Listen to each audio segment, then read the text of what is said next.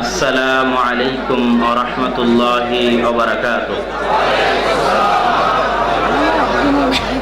الحمد لله نحمده ونستعينه ونستغفره ونعوذ بالله من شرور أنفسنا ومن سيئات أعمالنا.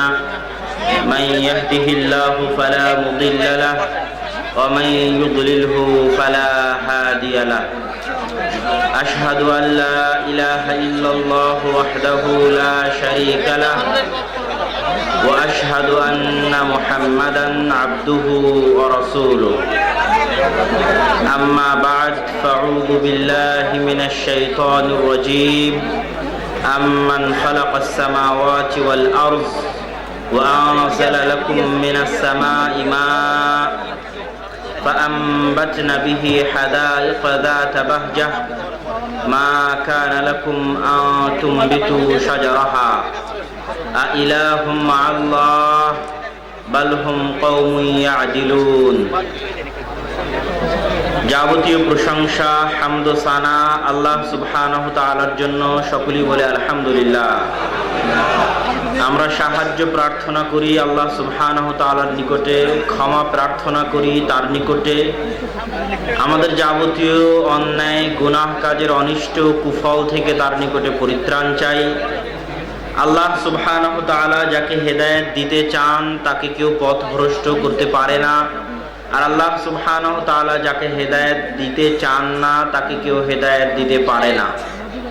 আমরা সাক্ষ্য দেই আল্লাহ সুবহানাহু তাআলা ব্যতীত সত্যিকার উপাস্যের যোগ্য, দাসত্বের যোগ্য, ইবাদতের যোগ্য কেউ নাই। তিনি নামে গুণে কর্মে একক অদ্বিতীয় সত্তা, লা শারীকা লাহ, তার কোনো শরীক বা অংশীদার নেই। আমরা আরো সাক্ষ্য দেই মুহাম্মদ সাল্লাল্লাহু আলাইহি ওয়াসাল্লাম আল্লাহ সুবহানাহু তাআলার প্রেরিত রাসূল এবং তার বান্দা, দাস, গোলাম। সম্মানিত উপস্থিতি, আজকে কসবা তাওহীদ ফাউন্ডেশনের উদ্যোগে আয়োজিত উক্ত ইসলামী সম্মেলনে আমার বক্তব্যের বিষয়বস্তু দেওয়া আছে তাওহীদ ও শিরকের পরিচয়। বাংলাদেশের মাটিতে তাওহীদ এমন এক বিষয় যেটা সম্পর্কে মানুষ নিজেকে মুসলমান দাবি করলেও তাওহীদ বিষয়ে অজ্ঞ।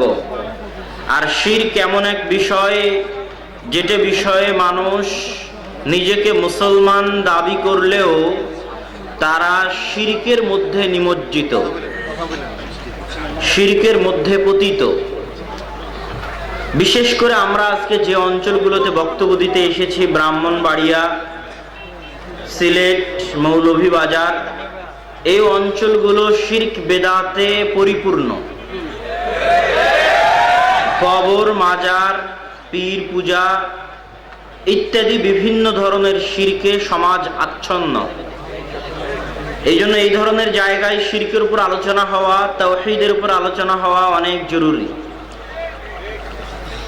আপনাদেরকে তাওহীদ এবং শিরকের এই আলোচনা শুনে বুঝে নিজ নিজ এলাকায় গিয়ে এটার প্রচার করতে হবে। এবং তাওহীদের প্রচারই হচ্ছে ইসলামের দাওয়াতের মৌলিক ভিত্তি, মৌলিক নীতি। এটা দিয়েই সব নবী রাসূল তাদের দাওয়াত শুরু করেছেন। এটা দিয়েই রাসূল সাল্লাল্লাহু আলাইহি ওয়াসাল্লাম দাওয়াত শুরু করার নসিহা করেছেন। এটাই হচ্ছে সব কিছুর মৌলিক ভিত্তি, সার নির্যাস। আল্লাহ সুবহানাহু তাআলা পবিত্র কোরআন মাজিদে বলছেন, আমি আপনাদের সামনে যে আয়াত পাঠ করলাম সূরা নাহলের, আম্মান খালাকাস সামাওয়াতি ওয়াল আরজ, দুনিয়ার মানুষ তোমাদের নিকটে জিজ্ঞাসা, আসমান জমিন কে সৃষ্টি করেছে? দুনিয়ার মানুষ উত্তরে বলবে আল্লাহ সুবহানাহু তাআলা সৃষ্টি করেছে। এটা আল্লাহ সুবহানাহু তাআলা জানেন। আল্লাহ সুবহানাহু তাআলা পরের বাক্যে বলছেন, ওয়ানজালনা লাকুম মিনাস সামাই মা, দুনিয়ার মানুষ আসমান থেকে তোমাদের জন্য বৃষ্টি বর্ষণ করে কে? আল্লাহ সুবহানাহু তাআলা জানেন যে দুনিয়ার মানুষ উত্তরে বলবে যে আল্লাহ সুবহানাহু তাআলাই বৃষ্টি বর্ষণ করান। পরের বাক্যে আল্লাহ সুবহানাহু তাআলা দুনিয়ার মানুষকে জিজ্ঞেস করছেন যে কে এই বৃষ্টি থেকে তোমাদের জন্য ফল ফলাদি, ফসল, গাছপালা উৎপাদন করে থাকে? বীজ থেকে অঙ্কুরোদ্গম কে ঘটায়? দুনিয়ার মানুষ উত্তরে বলবে যে আল্লাহ সুবহানাহু তাআলা ঘটান। এইটা আল্লাহ সুবহানাহু ওয়া তাআলা জানেন যে দুনিয়ার মানুষ এই উত্তর দিবে। এজন্য আল্লাহ সুবহানাহু ওয়া তাআলা চ্যালেঞ্জ দিয়ে বলেছেন, মা কানা লাকুম আতুমবিতু শাজারাহা, দুনিয়ার মানুষ শোনো, আমি আল্লাহ সুবহানাহু ওয়া তাআলা তোমাদেরকে চ্যালেঞ্জ দিয়ে যাচ্ছি যে একটা ছোট্ট বীজের দানা থেকে একটা গাছ উৎপন্ন করা, একটা ফল উৎপন্ন করার পৃথিবীর সকল মানুষ জিন, বৈজ্ঞানিক, ডাক্তার, সার, কীটনাশক, বালাইনাশক সবকিছু ব্যবহার করে পোকামাকড় থেকে রক্ষা করেও তোমরা একটা বীজ থেকে গাছ উৎপন্ন করতে পারবে না যদি আমি আল্লাহ না চাই। এটা আল্লাহ সুবহানাহু ওয়া তাআলার চ্যালেঞ্জ। এতগুলো কথা আল্লাহ সুবহানাহু ওয়া তাআলা কেন বললেন? আল্লাহ সুবহানাহু ওয়া তাআলা জানেন মানুষ উত্তরে বলবে যে এগুলোর সৃষ্টিকর্তা আল্লাহ। কিভাবে জানেন? আল্লাহ সুবহানাহু ওয়া তাআলা আরেক আয়াতে বলছেন, ওয়ালাইন সাআলতুমু, আপনি যদি জিজ্ঞেস করেন তাদেরকে, ইহুদি খ্রিস্টানদেরকে, মান খালাকাস সামাওয়াতি ওয়াল আরজ, আসমান জমিন কে সৃষ্টি করেছে, লা ইয়াকুলুন্নাল্লাহ, ইহুদি খ্রিস্টান সবাই উত্তরে বলবে যে আসমান জমিন আল্লাহ সুবহানাহু ওয়া তাআলা সৃষ্টি করেছে। সম্মানিত উপস্থিতি, তাহলে পৃথিবীতে যত ইহুদি, খ্রিস্টান, হিন্দু, বৌদ্ধ আছে তারা সবাই আল্লাহ সুবহানাহু ওয়া তাআলাকে আসমান জমিনের সৃষ্টিকর্তা হিসেবে বিশ্বাস করে, আল্লাহ সুবহানাহু ওয়া তাআলাকে আসমান থেকে বৃষ্টি বর্ষণকারী হিসেবে বিশ্বাস করে, আল্লাহ সুবহানাহু ওয়া তাআলাকে ফল ফলাদি, ফসলাদি, গাছপালা উৎপাদনকারী হিসেবে বিশ্বাস করে। তারপরেও আল্লাহ সুবহানাহু ওয়া তাআলা আয়াত শেষ করতেছেন এই জিজ্ঞাসা দিয়ে, আ ইলাহুম মাআল্লাহ, বলো দুনিয়ার মানুষ, যদি আমি আসমান জমিনের সৃষ্টিকর্তা হয়ে থাকি, যদি আমি আসমান থেকে বৃষ্টি বর্ষণকারী হয়ে থাকি, যদি আমি গাছপালা বাগানরাজি উৎপাদনকারী হয়ে থাকি, তাহলে আমি ব্যতীত অন্য কি কেউ ইলাহ হতে পারে? পরের আয়াতে আল্লাহ সুবহানাহু ওয়া তাআলা বলছেন, আম্মান জাআলাল আরদা কারারা, দুনিয়ার মানুষ বলো পৃথিবীকে শূন্যে স্থির করেছে কে? পৃথিবীর চারিদিকে ঘুরে দেখবেন পৃথিবী শূন্যে স্থির, পৃথিবীর সাথে কোনো রশি ঝুলানো নাই, আসমানের সাথে কোনো পিলার, কোনো খুঁটি নাই আসমানের সাথে, শূন্যে এই পৃথিবীকে স্থির করেছে কে? আল্লাহ জানেন মানুষ বলবে, ইহুদি হোক, খ্রিস্টান হোক, বৌদ্ধ হোক, বলবে আল্লাহ পৃথিবীকে শূন্যে স্থির করেছে। ওয়াজআলা খিলালাহা আনহারা, এই পৃথিবীর বুক চিরে নদী নালা প্রবাহিত করেছে কে? এটা আল্লাহর জিজ্ঞাসা। মানুষ উত্তরে বলবে পৃথিবীর বুক চিরে নদী নালা আপনি প্রবাহিত করেছেন। তারপরে আল্লাহ সুবহানাহু ওয়া তাআলা জিজ্ঞাসা করতেছেন, ওয়াজআলা লাহা রাওয়াসিয়া, এই পৃথিবীর বুকে পেরেক স্বরূপ, খুঁটি স্বরূপ, তার স্থিরতা, তার ভারসাম্যতাকে রক্ষা করার জন্য পেরেক স্বরূপ, খুঁটি স্বরূপ হিমালয় পাহাড়ের মতো বড় বড় পর্বতরাজি এই পৃথিবীর মধ্যে স্থাপন করেছে কে? আল্লাহ জানেন, মানুষ বলবে আল্লাহ সুবহানাহু ওয়া তাআলা স্থাপন করেছেন। তারপরে আল্লাহ বলছেন, ওয়াজআলা বাইনাল বাহরাইনি হাজিজা, দুনিয়ার মানুষ দুই সমুদ্রের মাঝে, দুই নদীর মাঝে, নদী ও সমুদ্রের পানির মাঝে একটা লোনা পানি আর একটা মিষ্টি পানি, দুই সমুদ্র, দুই নদীর পানির মাঝে, সমুদ্র আর নদীর পানির মাঝে আর সৃষ্টি করেছে কে? একটা আর একটার পাশাপাশি আছে, তবুও একটা আর একটার সাথে মিলে যায় না। আল্লাহ জানেন, দুনিয়ার মানুষ উত্তরে বলবে আর সৃষ্টি করেছেন আল্লাহ সুবহানাহু ওয়া তাআলা।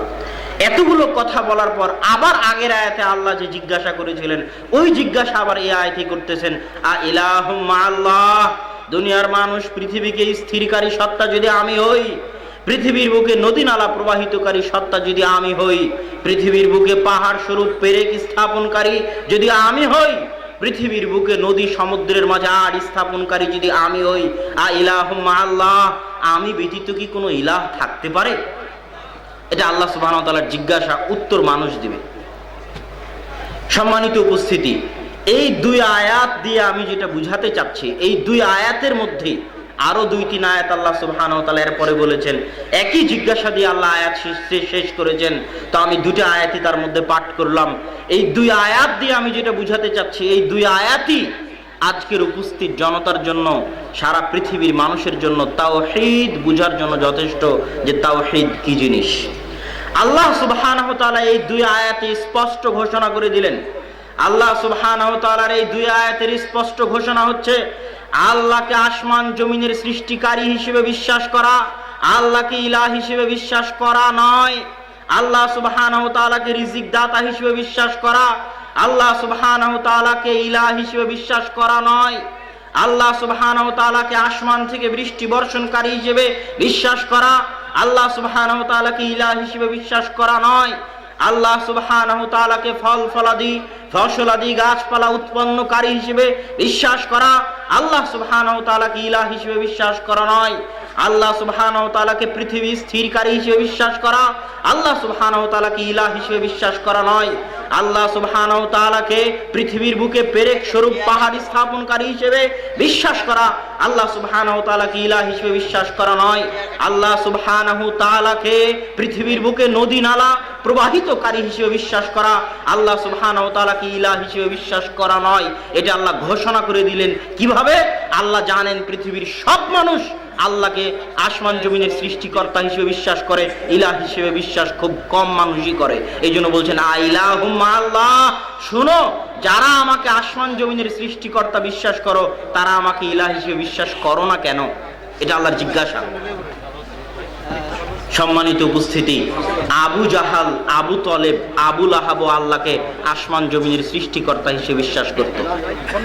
আবু জাহাল, আবু তলেব, আবু লাহাব আল্লাহ সুবহানাহু ওয়া তাআলাকে আসমান থেকে বৃষ্টি বর্ষণকারী হিসেবে বিশ্বাস করত।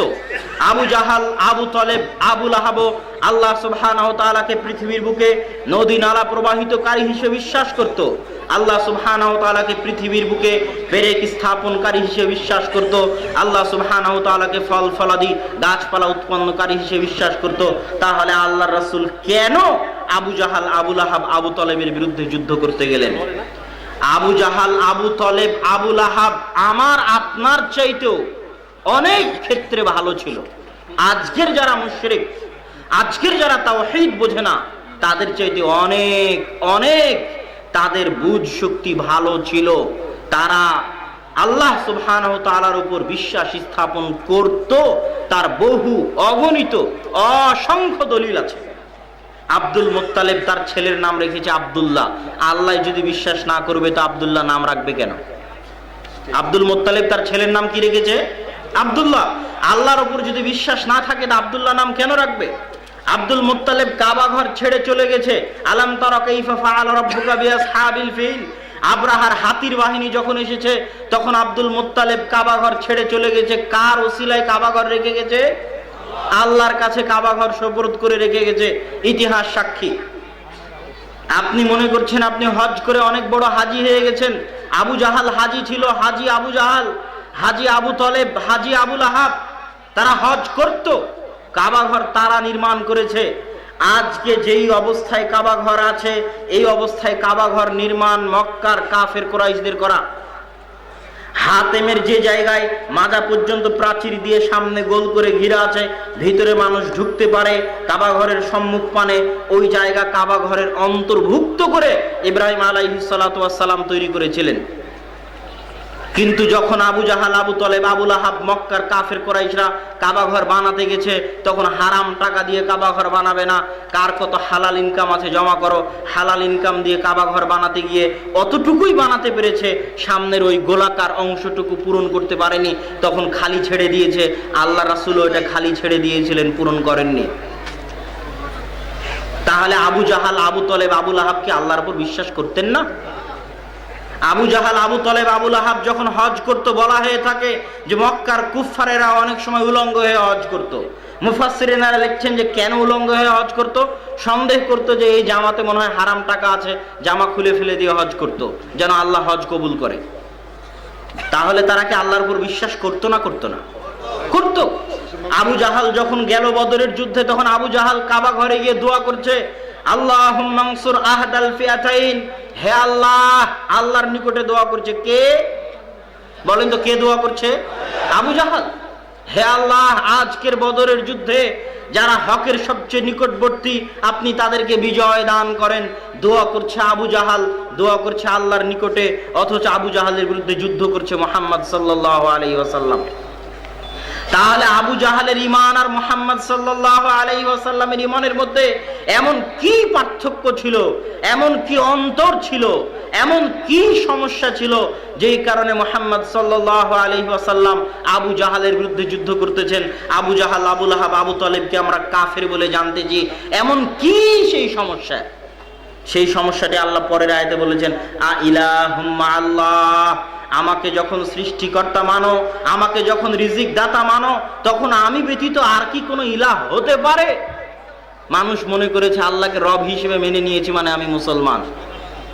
আপনার ব্রাহ্মণবাড়িয়ার শত হাজারো লাখো মানুষ মনে করেছে আমি আল্লাহকে জীবন দানকারী, মৃত্যু দানকারী মেনে নিয়েছি মানে আমি মুসলমান হয়ে গেছি। তাহলে আপনার আর আবু জাহালের মধ্যে পার্থক্যটা কোথায়? আবু জাহালও তো আল্লাহকে জীবন দানকারী আর মৃত্যু দানকারী বলে বিশ্বাস করত। সমস্যা হচ্ছে আপনি এখনো বুঝেননি ইলাহ কাকে বলে, উলুহিয়াত কাকে বলে। আপনি যে রোজ পড়তেছেন লা ইলাহা ইল্লাল্লাহ, জিকির করতেছেন লা ইলাহা ইল্লাল্লাহ, তো এই অর্থটা কি, ইলাহ মানেটা কি, এটা আপনি এখন পর্যন্ত বুঝতে পারেননি। এইটা বুঝাটাই হচ্ছে তাওহীদ, এটা বুঝাটাই হচ্ছে প্রকৃত মুমিন হওয়া। এই ইলাহের জায়গায় আবু জাহাল আর মুহাম্মদ সাল্লাল্লাহু আলাইহি ওয়াসাল্লামের ঈমানের পার্থক্য। আল্লাহ সুবহানাহু ওয়া তাআলা কোরআনের সূরা ফাতিহাতে বলছেন, আলহামদুলিল্লাহি রাব্বিল আলামিন, প্রশংসা রব্বুল আলামিনের, আলামিনের রবের। আল্লাহ বলেননি আলহামদুলিল্লাহি রাব্বিল মুসলিমিন, আলহামদুলিল্লাহি রাব্বিল মুমিনিন, আলহামদুলিল্লাহি রাব্বিল মুজাহিদিন, আলহামদুলিল্লাহি রাব্বিল মুহাজিরিন ওয়ান নাসারা। প্রশংসা মুমিনদের রবের, প্রশংসা মুসলমানদের রবের, প্রশংসা মুজাহিদদের রবের, প্রশংসা আনসারী মুহাজিরদের রবের। এটা আল্লাহ সুবহানাহু ওয়া তাআলা বলেননি, বলেছেন আলামিন, আসমান জমিন এবং তার মাঝে যা কিছু আছে তাদের সকলের রব। মানে ইহুদিরও রবকে, রব মানে লালন পালন কর্তা। রব্বির হামহুমা কামা রাব্বায়ানি, রব্বি হে লালন পালন কর্তা, ইরহামহুমা তাদের উপর দয়া করুন, কামা রাব্বায়ানি যেমন ভাবে তারা আমাদের লালন পালন করেছিল। দুটোই রব। রব্বি হে লালন পালন কর্তা, দয়া করুন তাদের প্রতি, রব্বায়ানি যেমন ভাবে তারা লালন পালন করেছিল আমাকে ছোট অবস্থায়।